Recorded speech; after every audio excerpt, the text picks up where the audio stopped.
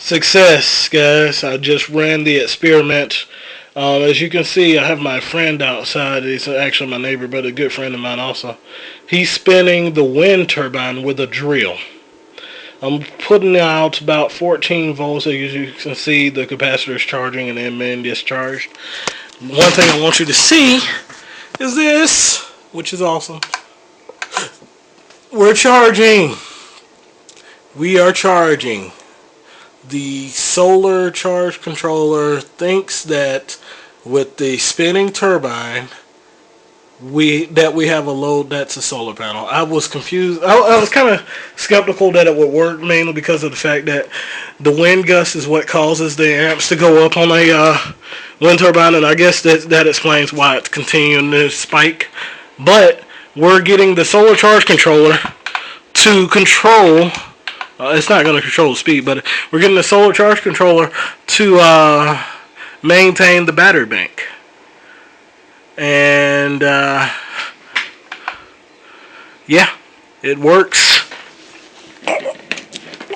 The one reason that I think that wind turbines have not been used in this particular way is mainly because of the fact that as the solar charge controller comes to filling up the batteries, there's nothing to put resistance on the on the wind turbine.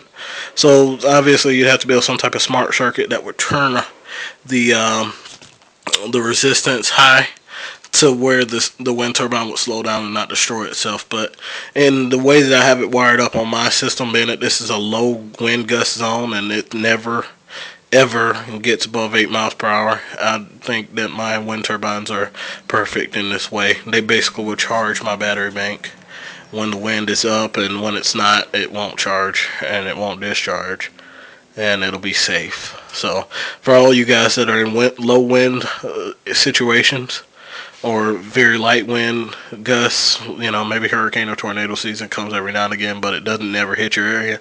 A wind turbine that's basically wired up to a capacitor and then wired up to your solar charge controller would work without having to make you go out and buy a $500 or $400 special dump load controller. This is awesome. This is awesome. As this voltage peaks above basically 15, it's brought back down because the charge controller is basically draining that energy and using it immediately. This is phenomenal. I was not expecting it to work this great. I was not expecting that at all. But it works.